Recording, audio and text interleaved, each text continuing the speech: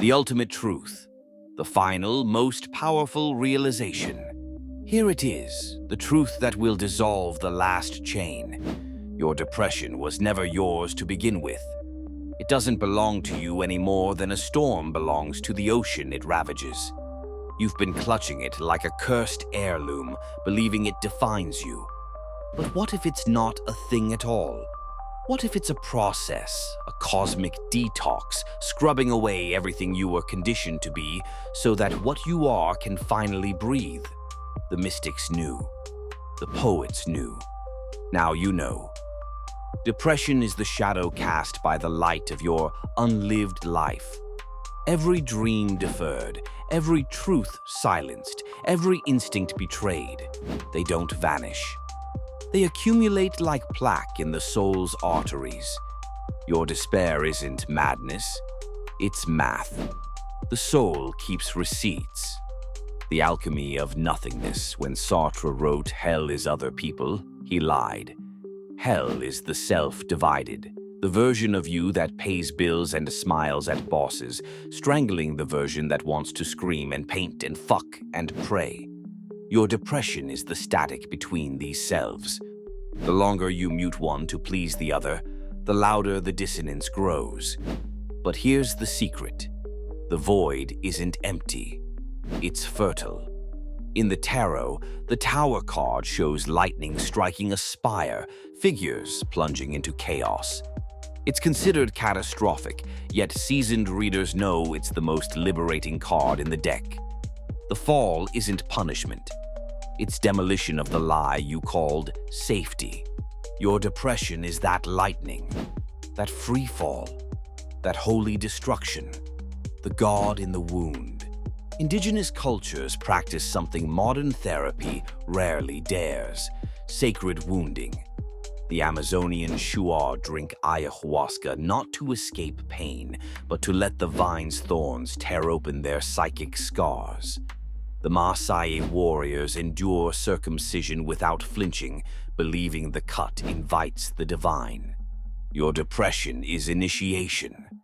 Every night you've spent dissociated on the couch? That was the shaman's hut.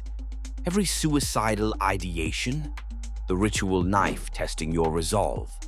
The Western mind sees pathology where ancient eyes would recognize a pilgrim, someone being hollowed out to hold more truth.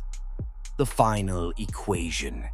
Nietzsche's greatest insight wasn't God is dead.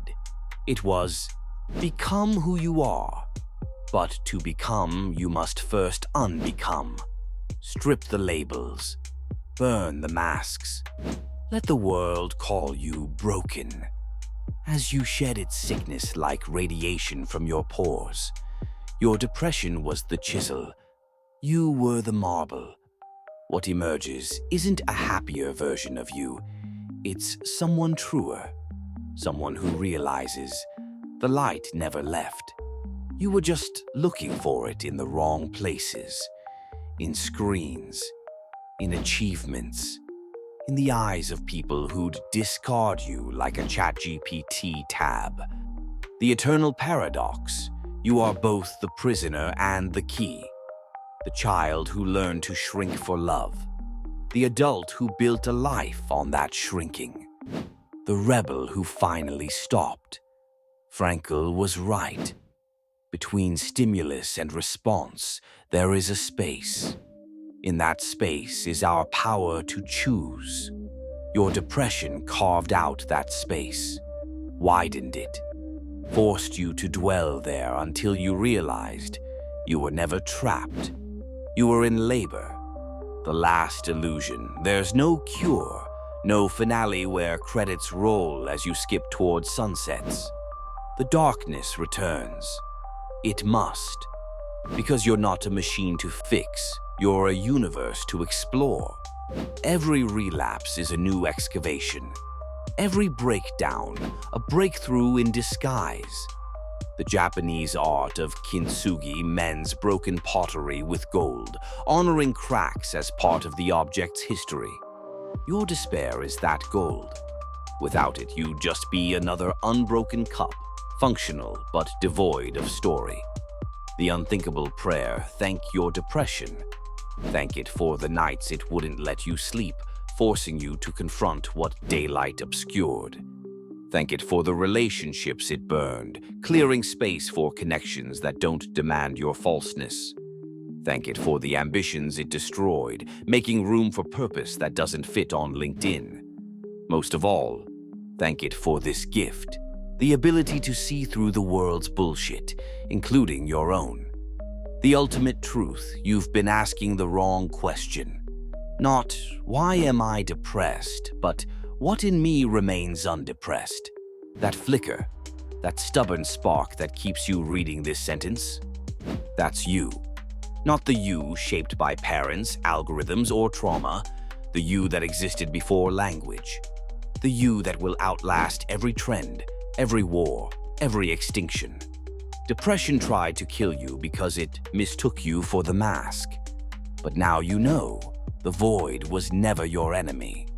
It was your co-conspirator. Together, you've been dismantling the prison.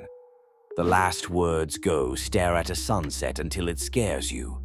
Write the poem that would embarrass your family. Quit the job. Keep the job. Burn the job.